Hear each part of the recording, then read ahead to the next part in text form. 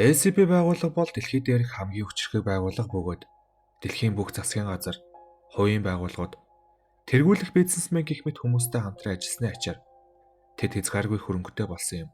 Тэд хүчирхэг зэвсгүүдээс ахуулаад ой санамжийг арчих.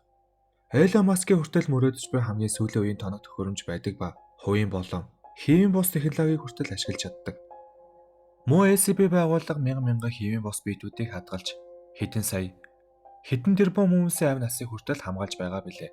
Үгшхүүг өрүүлээс ахуулаад махан төрлийн вирус, буг, хаалганы хамгаалагч, домогт Scarlet King зэрэг бодит байдлыг гажуудуулдаг гажуудыг хүртэл. Тэгүүлхийн энэ маш том байгууллагын пирамидын орой дээр сууж энэ бүхнийг удирдах байгаа вэ гэсэн асуулт гарч ирнэ. Мэдээж хэрэг энэ бол өв тав зөвлөл юм. Маш их мөнгөтэй, асар их хэрэг мэдлэлтэй 13 хүнээс бүрдсэн бүлэг бөгөөд хүмүүсийн ертөнцид бурхан болоход хамгийн ойрцсон хүмүүс гэж хэлцгээдэг юм. Өв тав зөвлөлийнхний талаар мэдээлэл маш бага байдаг бөгөөд 2 дугаар түвшнээс доогуур ажилтнууд тэдний оршин тогтнож байгааг ч мэдэхгүй айх айцгүй байдаг ба харин 3 дугаар түвшний ажилчид тэднээс үнгэлцгээ хагартал айдаг юм. Өв тав зөвлөлийнхээ хамгийн нууцтай маш бага хүмүүс мэддэг бөгөөд тэд бүх нууцыг мэддэг. ACB байгууллага бол Аси торл гэсэн үг. Тэнд хүрсэн наалтсан жоохон жижигхэн болгоныг өв тав зөвлөл олзаа хүлээж буй үлзгцэн аалзал гэсэн үг. Өв тав зөвлөлийн талаар мэдээлэл маш бага байдаг бөгөөд тэд зохиомол нэр болон худал түүхийг ашиглаж байгууллага дотор байдаг ба төрөл бүрийн ажил хийж байгууллагаар таньдаг эсвэл 13 гишүүн биш ганцхан хүн байдаг байх ч гэсэн цуу яриа их явдаг. Өнөөдөр та бүхэн мэддэг бүхнээ ярих болно. Өв тав зөвлөлийн тухай болохоор сонирхолтой байж магадгүй. Та бүхэн лайк болон subscribe хийж комент үлдээгээрэй. Өв тав зөвлөлийн 13 гишүүн бүрийн хувийн мэдээллийн талаар тархаа бутархай хүн болгон зөрчилдөг зарим онолуудын талаар ярилцах болно.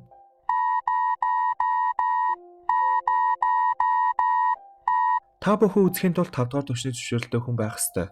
Яг би арын алгаар та хэдэд үзүүлье. Энэ бичлэгний дараа би тэдэд баригдад өгсөнж байж болох юм. Олон нууц байгууллагуудын нэгэн адил ACB байгууллага нь хэвийн бос амьтдын талаар мэдээллийг нууц хэвээр байлгахын тулд хичээж ажилладаг ба доод түвшний ажилтнууд тэр талаар мэдэхгүй. ACB байгууллага нь 5 түвшинтэй байдаг ба өв тав зөвлөлийг сонгосон хүмүүс л 5 дугаар түвшний зөвшөөрөлтэй байдаг. Өв тав зөвлөлийн гишүүд хэвийн бос амьтдтай харьцах хориотой байдаг. Учир нь тэд өөрчлөлт эсвэл үхлээс айдаг. Мэдээж хэрэг тэд дэлхий дээрх хамгийн хүчирхэг хүмүүс ч заримдаа тэд өөрсдийн дүрм журмаа дагаж мөрддөггүй. Яаралтай үед тэднийг нүүлгэн шилжүүлэх нь сангийн бүх ажилчдын хувьд нэн тэргүүний зорилт. Америкийн нэгдсэн улсын дээд шүүхийн нэгэн адил өв тав зөвлөлийн гишүүн байх нь насан туршийн томилгоо байх ёстой бөгөөд өв тав зөвлөлийн гишүүн нас барих ёсоо солигдох нь үнэхээр Европсын үйлдэл гэж тооцогддог. Дотроо нэгнээ хүнээс нь тухай цуу яриа гарч байсан. Өв тав зөвлөл ямар нэгэн хэвийн бос биетүүдтэй харьцаад байдгүй ч ACB тэг 6 хэмээх жижиг хуудагт нэвтрэх хэрэгээ тогтмол ашигладаг бөгөөд энэхүү удгийн ус нь өвчнийг ангааж түүнийг ууж буй хэн бүхэнд эрч хүч, эрүүл мэнд тэрч бүхэл урт наслтыг өгдөг гайхамшигтай чадвартай юм. Өв тав зөвлөлийн бүх хишүүд үндсэндээ хүмүүс байдаг гэж үздэгч. Тэдний ихэнх нь энэ их эрх мэдэлд хүрэхийн тулд хэвийн бос өөрчлөлтөй болсон байж магадгүй гэж үзсэн бөгөөд өөрсдийгөө хамгаалахын тулд хэд хэдэн хүчирхэг хэвийн бос биетүүдээр хүрээлүүлдэг гэсэн таамаг байдаг.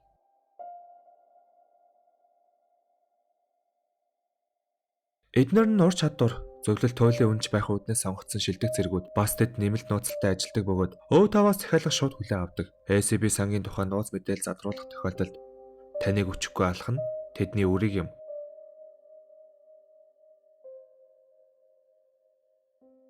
Зөвхөн зэвсэг хүч чадлаар бус дэлхийн өнцөг болон бүрт өв тав зөвлөлийн ашиг сонирхлыг төлөөж зохион байгуулагчийн үүрэг гүйцэтгэх томоохон эрх мэдэлтэй хүмүүс байдаг ба ACB байгууллага байгуулагдсан цагаас хойш энэ үүрэг нь байсаар байгаа.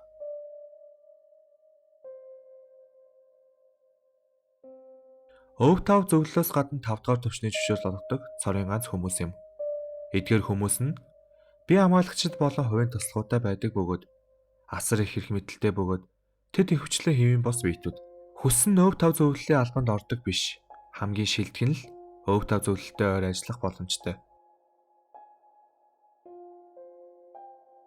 Өв тав нэг бол зөвлөлийн хамгийн хүчирхэг гэж тооцогддог ба анх ACB байгууллага байгуулсан гэж үздэг бөгөөд тэгвэл дор хаяж тэрээр 200 орчим настай байх магадлал өндөр. Яаж ингэж дурт нассан бэ гэвэл хэвийн эсвэл хэвийн бос нөлөөллийн ачаар гэж авч үздэг.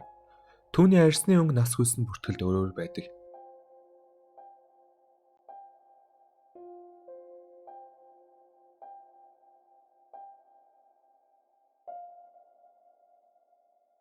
Өв тав 3 бол эрэгтэй Европ гаралтай 17-оос 19-ны насны урт шар өстэй нүдний шилтэй гэж үздэг бөгөөд ухаалаг олон нийтийн дунд алдартай гэж хамгаалсан.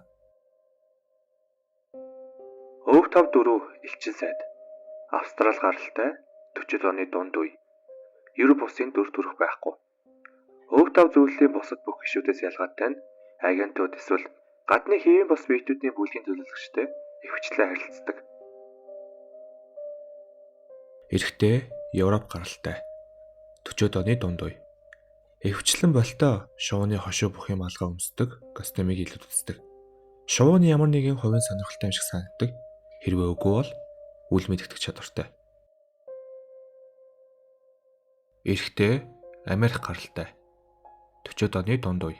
Бараг үргэлж цагаан костюмтэй, ковбой малгай өмсөж, чоны толгой хэлбэртэй сийлсэн бариултай цагаан таяг барьдаг. Сангийн шилдэг төлөөлөгч асан өмнө хэн болох нь тодорхойгүй. Гэхдээ тэр Брайт гэр бүлийн гишүүн байж магадгүй. Эмэгтэй Өмнөд Аз гаралтай.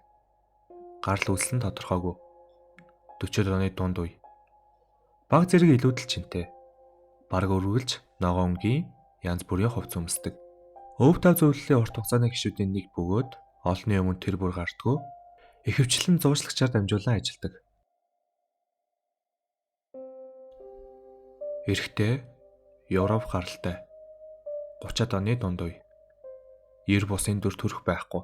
Өв тав зөвлөлийн гишүүний хувьд хийсэн анхны үйлдэлүүдийн нэг нь хуучин SCP-183 сарамжуулах төлөвлөгөөг батлах үйл явдал байв. Энэхүү төлөвлөгөө нь SCP-гийн хэд хэдэн объектыг эвдэж, тэр дундаа сая 19-ыг бараг л устгахад хүргэсэн. Үүнээс болж өв тав зөвлөлөөс асаагүйж алгадсан ч яж магадгүй.